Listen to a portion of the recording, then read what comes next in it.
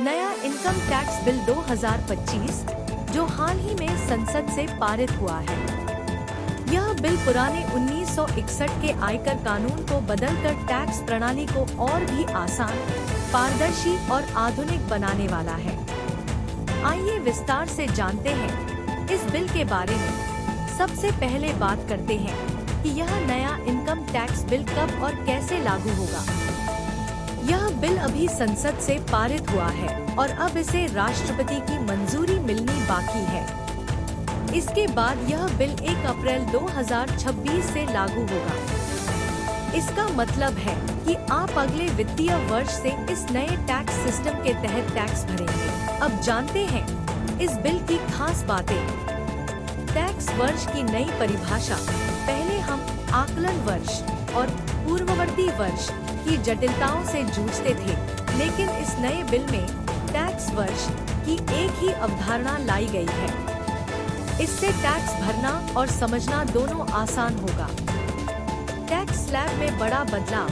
नया बिल कहता है कि अगर आपकी सालाना आय 12 लाख रुपए तक है, तो आप पूरी तरह से टैक्स फ्री रहेंगे।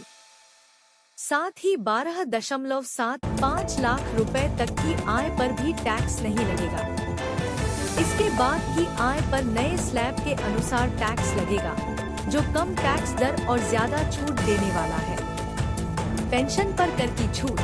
जो लोग पेंशन पा रहे हैं, उनके लिए एक अच्छी खबर है। अब कुछ खास पेंशन योजनाओं से मिलने वाली एक मुश्त पेंशन पर कर नहीं लगेगा, जिससे रिटायर्ड लोगों को बड़ी राहत मिलेगी। टैक्स रिफंड की प्रक्रिया सुधारी गई है। अगर आपने टैक्स रिटर्न देर से भरा है, तो भी अब आपको रिफंड मिल सकता है। पहले यह मुश्किल होता था, लेकिन अब सरकार ने इसे आसान बनाया है।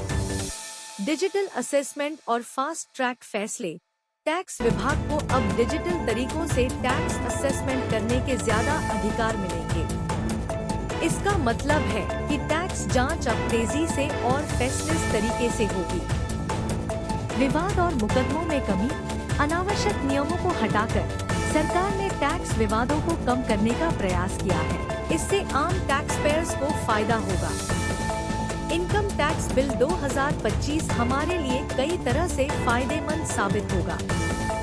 यह टैक्स भरने की प्रक्रिया को आसान, तेज और पारदर्शी बनाएगा। लेकिन ध्यान रखें, यह बिल अभी लागू नहीं हुआ है।